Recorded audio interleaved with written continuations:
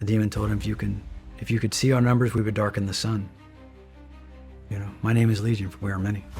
So they're just constantly whittling away. You said there's 9 stages to possession? Well, there's 3 primary. So you have ordinary and extraordinary diabolic activity. The ordinary activity is temptation. How do they get in?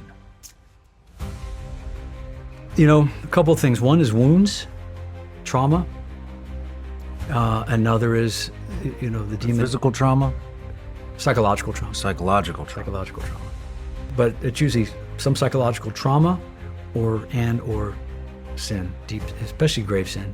Even especially the real. What's going on, guys? Welcome back to the channel, man. And in today's video, we are watching a clip from Sean Ryan's podcast with the Exorcist assistant, talking about some of his most chilling exorcisms that he's been a part of. Very scary topic, but I want to cover it with you guys today, man. Thank you for being here. If you guys like what we're doing, go grab you some merch over at jesusinjapan.store. Really helps the channel. But with that being said, let's hop into today's video. So there's 9 stages to possession? Well, there's 3 primary. So you have ordinary and extraordinary diabolic activity. The ordinary activity is temptation, the stuff that we deal with all the time. Until probably 30 minutes after I'm dead, I'm still gonna be tempted by that cherry pie or whatever. So what kind of temptation? What's that? What kind of temptation? Diabolic temptation. I was joking about cherry pie. I like cherry pie, but you know what I mean. So temptation is the ordinary, and it, part of being in the spiritual life, part of being a Christian is dealing with temptation. A temptation to anything, name it: anger, lust, infidelity, impurity, theft, whatever. The demon's going to constantly whittle away. That's the ordinary. The analogy that I use is, you remember in Vietnam, they would set, I don't know if you guys still did, but they would set up the wire. They would string claymore mines around, And so the wire represents kind of the interiority of self. And the temptation, the demon's still outside the wire. And then you've got increasing levels of extraordinary diabolic activity. And it's oppression, obsession, and then possession. And each one of those has marked signs, 3 marked signs of movement towards a full-blown possession. But the ordinary is temptation, and the extraordinary is oppression, obsession, possession. And oppression level is normally along in temporal goods, relationships, finances, vehicles, and temporal things. And then as it grows down the spectrum, it becomes more interior, and the demon becomes more present to the person as he takes more ground. They surrender more ground. It's very much like trench warfare in many ways. As the demon takes more ground, he becomes more interior and more present to them. That makes sense. That makes sense. Sorry to cut him off there, but it makes sense. I get what he's saying. He's saying essentially, you start off with the basic levels of oppression from spiritual forces, whether it's, us as men dealing with bills, the weight of providing, the weight of just the world, how the world views us, man, sometimes can be a lot. And from that gateway that we essentially allowed open from the enemy, basically working that oppression in our lives, causing us to feel anxiety, depression, worry, all of these things, it opens up doors for the acts of our flesh to then push it up another notch. So say, for instance, man, if you're dealing with these things and you're alcoholic, or, you have some type of substance abuse problem, you're dealing with stress, you go to that substance. Say, for instance, that substance, or, whatever it is alcohol, can be another gateway that the enemy uses to cause more harm in your life. Say, for instance, you get drunk, you get violent, you put your hands on people. Now you have that trouble to deal with. And then on top of that, it begins sort of like a snowball effect, where you're just going and going and going and building up more of that snowball as you just continue to feed into your flesh. And the Bible says the wages of sin is death.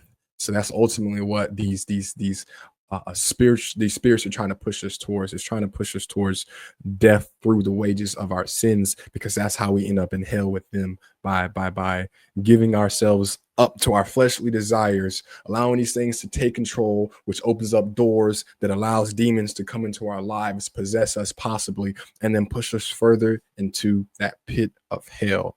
It's crazy. Just like, the church lady, you having a conversion experience, and suddenly you're helping out the church, you're telling everybody about it, like, man, God did all these great things for me, and you're broadcasting and telling everybody.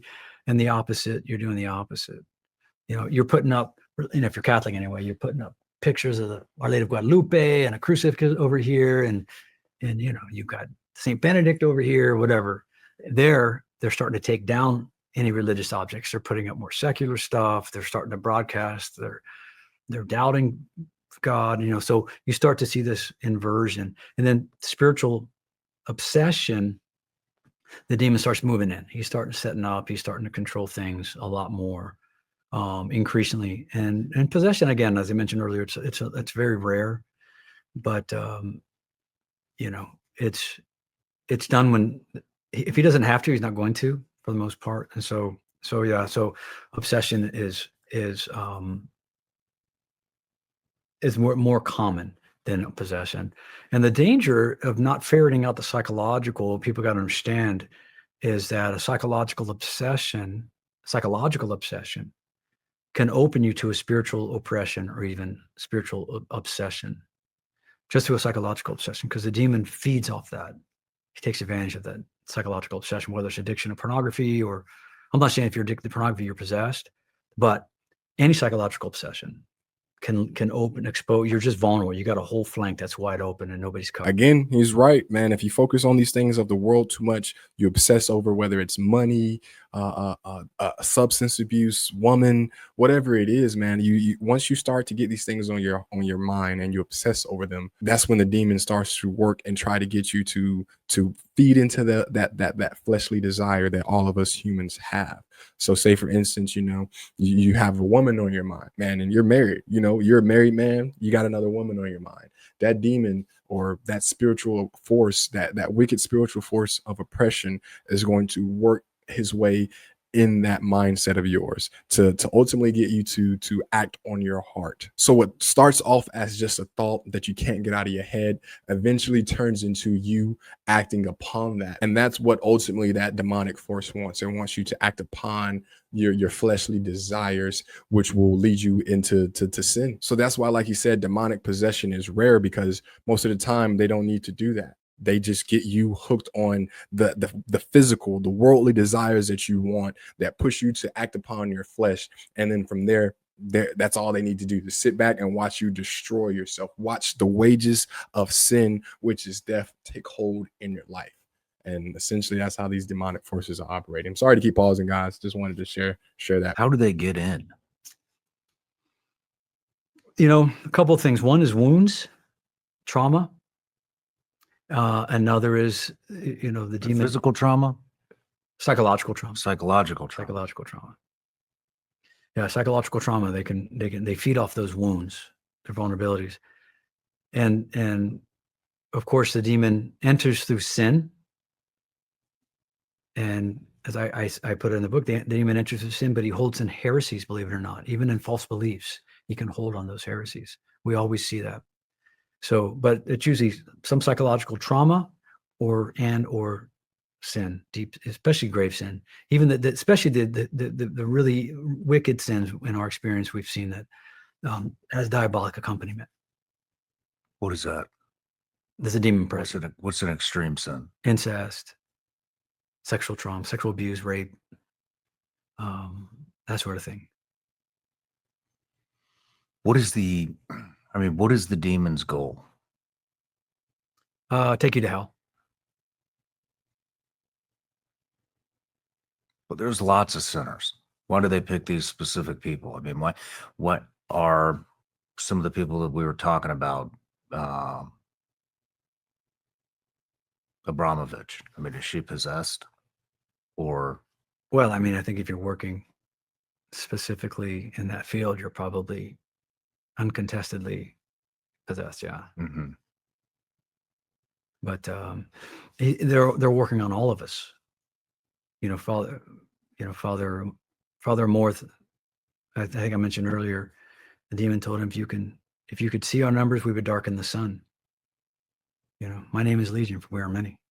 So they're just constantly whittling away, working at it. The perception. That's why I think you got to watch Nefarious, because you start to see diabolic psychology, the way he whittles away what he's looking for, the vulnerabilities he's looking at. But he has no rights. That's what he's going to say. I have a right to you. No, you don't. If you're baptized by right, your soul belongs to Jesus Christ. That's it. But he takes permissions, If you give him permissions to behaviors, he'll take that. And that will be his entry point. That makes sense? Kind of.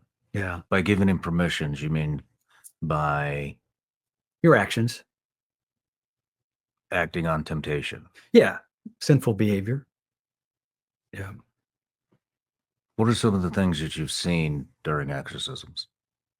You saw levitation, correct? Yeah, one of the first cases we had was levitation, all but tips of the toes and the tips. I mean, physically impossible, to elevate as if there was a rope pulling everything off the ground except for tips of the fingers and tips of the toes. You've seen that. Yeah. How did that feel? You're just so focused on mission, you're not thinking about it. You're just praying. You're doing your job, But yeah, I've seen the priest starts praying, and the lady sitting in a folding chair in the room about this size. One bound slides all the way from this wall to that wall. Wow. Yeah. And I was just like, I'm just like you're cool. You know what I mean? You're a SEAL. I was a helicopter pilot. You flew with a lot of guys, and no matter what happens, they're always cool. So on the outside, I'm always like, just doing nothing shakeless. On the inside, I was like, dude, you got to do that again. That was wow. Yeah. But I mean, I joke, but yeah, it's some of the stuff. It's just wow. What are they saying when you're performing the exorcism? The Yeah, sometimes possessed person.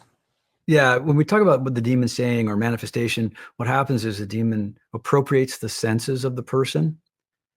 And so they take, again, the demon, properly speaking, possesses the body, and they appropriate their senses, sight, hearing. They traffic in the senses. Some are sensitive to different things. I can't tell you how many times you can't hear it, but I've got Gregorian chant going right now. I can't tell you how many times I would do an intake and they'd say, "Can you turn that music off?" I'm like, "What music?" It's coming out of your pants, your jacket. I'm like, so I'll have to crank it up. You mean this? And I'll crank it up real loud. No, I'm not going to turn that off. It's aggravating something inside of me. Well, okay. I'm not turning it off. I've seen it one time in fact, for example, music, Gregorian chant, which is the chant of monks. Okay. Catholic monks, Benedictine monks praying ancient prayers. Gregorian chant goes back to the 500s. Gregory the Great is when it kind of started. So maybe 600. And so the priest says, "Okay, let's basically get the party started." So I have the Te Deum, which is an ancient Gregorian chant. Te Deum laudamus, we praise you, God, and it's the chant of the choirs of angels chanting before the throne of God. Okay. And so I just hold it up. And as soon as the demon was kind of stoic, and as soon as he hears the Gregorian chant, immediately he starts manifesting. And then the priest jumps in and does the exorcism. And then the next week I thought, I'm going to be smart because I'm a smart guy, So I played something else, the Dies Irae. They played on Good Friday, the Day of Wrath. So I want to play that one as being a smart guy. So I just held that up, and the demon just went like this and looked at me and just looked at Father, and nothing happened. So I was like, man, what happened? So I look on the iTunes, The first one was chanted by the the Benedictine monks of Santo Domingo de los Silos in Spain. And then the second one was the Westminster Choir of lay people. So the demon knew it's not just the words or the sound, it's where it's coming from, the heart of the church, the monastic heart of the church of chant. The demon could tell the difference. Wow. Pretty incredible, So they traffic in the senses, But what do you do when you have a possessed person levitating? Oh, the priest stops it. Stops what? Yeah. The exorcism? No, he just, hey, stop that. Yeah. How long does it take? Usually an hour and a half. Sometimes I've been in there 3 hours, but so different other times I've seen other guys, like I read it somewhere in the Catholic news about a couple of years ago. A lady manifested at mass and 3 priests grabbed her, took her to a chapel and prayed over her for 9 hours straight or something, but that doesn't help. It's just going to light stuff up. You're just going to use a lot. You're going to blow through a lot of brass, but yeah, they're not, generally speaking, they're not going to be ready for that, So, hour and a half until they're done. Can you describe the worst one you've ever seen in detail?